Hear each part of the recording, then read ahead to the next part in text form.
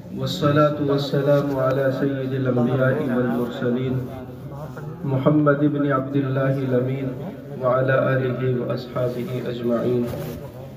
أما بعد، قال النبي صلى الله عليه وسلم: اذكروا محاسن موتاكم، أو كما قال عليه الصلاة والسلام.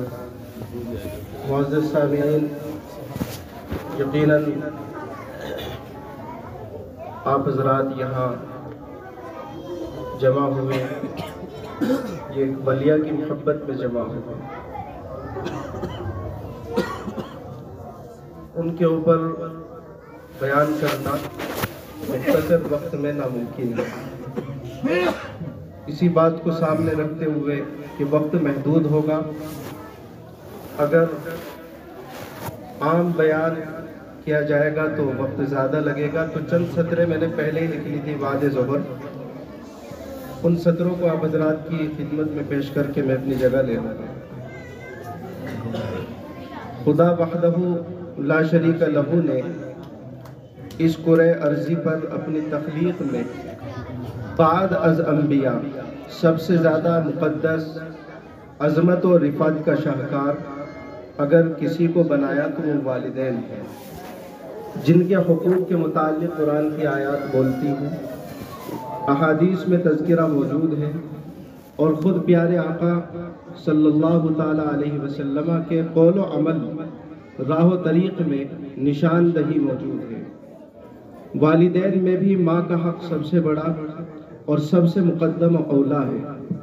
ہر چیز سے بڑھ کر رشتہ صرف ماں کا رشتہ ہے، جس میں خلوص و وفا، چاہت و الفت، محبت و رافت، جابازی و جانثاری، صبر و جفا، محنت و ریاضت، سب کچھ بدرجہ عطا موجود ہے.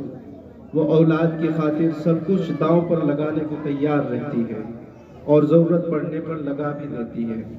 وہ غم کا مداوا، دکھوں کا درما، آزمائشوں تکالیف کو مسکرا کر برداشت کرنے والی ہوتی ہے.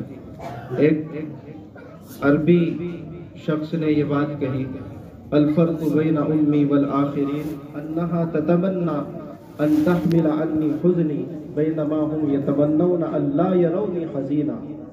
میری والدہ اور دوسروں کے مابین فرق یہ ہے کہ وہ میرے غم کو مجھ سے اٹھانا چاہتی ہیں، جبکہ دوسرے محبین مجھے غمگین نہ دیکھنا چاہتے ہیں. معزز سامعین، میری والدہ رحمہ اللہ تعالی، جو آپا کے نام سے معروف و مشہور تھیں، بلکہ کہا جائے کہ وہ جگت آپا تھیں، دیگر ماؤں کے لیے نمونہ اور ہم اولاد کے لیے سب کچھ تھیں. انہوں نے صرف ہمیں پالا ہی نہیں، ظاہری ساخت و پرداخت کے ساتھ ساتھ ہمارے باطن کو، روح و قلب کو سنوارنے کا کردار بھی بھرپور طور پر نبھایا. ہماری اچھی تعلیم اور مثالی تربیت میں کوئی دقیقہ فروگزاشت نہیں کیا. وہ ہماری ظاہری ترقی سے اتنا خوش نہ ہوتی تھی جتنا کہ باطنی و روحانی ترقی پر آج جو بھی کچھ ہیں وہ ان کی نیک نیتی، پاکیزہ تمناؤں اور ان کی دعائیں نیم سحرگاہی کا نتیجہ ہے. معزز سامعین، والدہ ہماری صبر و استقامت کا ایک متزلزل نہ ہونے والا پہاڑ تھی. کیسے بھی حالات آئے، آزمائشوں کا لرزہ خیز تحفہ آیا، بلائے مصیبتیں ہلاکت خیز موجوں کی طرح تموج میں آئیں، مگر ان کے پائے استقامت کو جنبش نہ دے سکی. یوں تو اپنی ذاتی بیماریوں سے طویل عرصے سے گھری ہوئی تھی، مگر بڑے بیٹے کے حالات سے رفیق سفر کو جب صدمہ پہنچا، ان کو سنبھالا دینے کے لیے عجیب و غریب قوت و ہمت کا مظاہرہ کیا کہ خود کی بیماری کو فراموش کر کے بس ان کو صبر کی تلقین فرماتی رہیں، قدم قدم پر دلاسا دیتی رہیں. ان کی ایسی خدمت کی کہ جس کی مثال نہیں ملتی. اپنی راحت و آرام کو تج، نیندوں کو قربان کیا. سردی گرمی، بیماری تکان کچھ بھی رکاوٹ نہ بن سکا.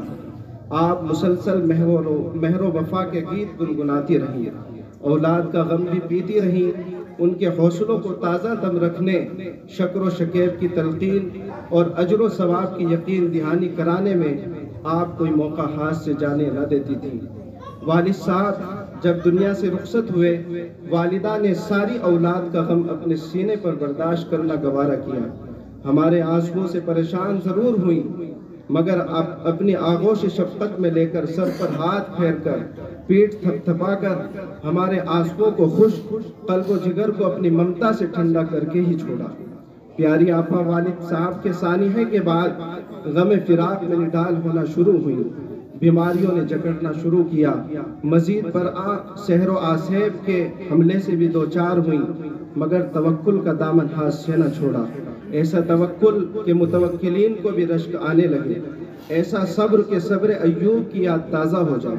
معزز سامعین، پیاری آپا ہماری ہی پیاری نہیں تھی بلکہ اللہ کی بھی پیاری تھی۔ آپ ایک ولی کی بیٹی، ایک ولی کی بیوی، ایک ولی کی بہن اور ایک ولی کی ماں تھی۔ آپ کی صبح ہو یا شام، رات کا اول حصہ ہو یا رات کا تیسرا پہر، ہم اکثر سر بسجود ہی دیکھتے تھے۔ زہد و پارسائی آپ کو ورثے میں ملی تھی، تم و حرص سے بہت دور اور کوسوں دور تھی، ہمیشہ حلال لقمہ کھاتی کھلاتی اور اسی کی ہی تلقین فرمایا کرتی تھی۔ آپ کے منہ سے نکلنے والے پیار کے الفاظ، بالخصوص فون پر علیک سلیک کے بعد آپ کا یہ لفظ ٹھیک ہو بھائی،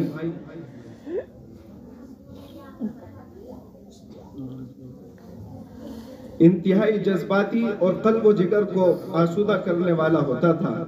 یہ لاڈ و دلار اور اولاد پر ہی نہیں برستا تھا بلکہ قریبی رشتہ دار ہوں یا دور کے، یہاں تک کہ مدرسے میں پڑھنے والے طلبہ بھی اس سے لطف اندوز ہوتے تھے۔ آہ میری آپا، آپ کے اندر کون سی خوبی نہ تھی۔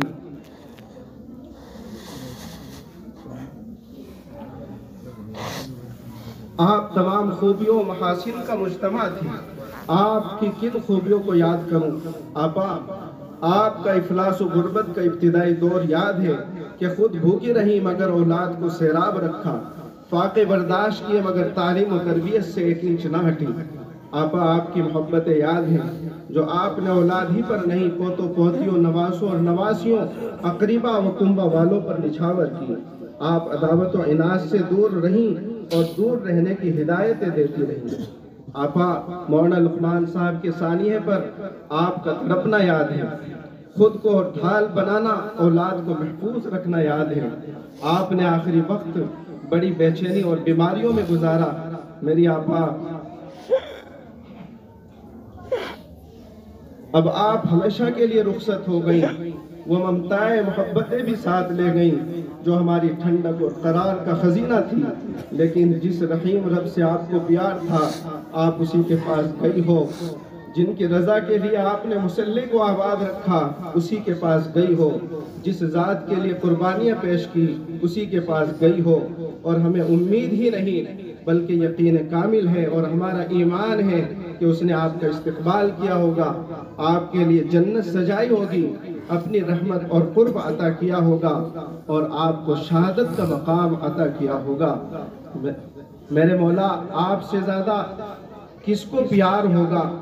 میرے مولا آپ کی رحمت سے زیادہ کس کی رحمت ہوگی؟ بس ہماری بھی یہی التجا ہے اور مناجات ہے کہ میرے مولا انہیں ہمیشہ اپنی رحمت میں رکھنا، اپنی شایان شان بدلہ دینا، جنت الفردوس ان کا ٹھکانہ بنا دینا، ان کی برکت سے ہمیں بھی مقبولین میں شامل فرما لینا۔ آمین وما علینا الا البلاغ۔ اشاعت القرآن یوٹیوب چینل کو سبسکرائب کریں اور بیل آئیکن کے بٹن کو کلک کر لیں۔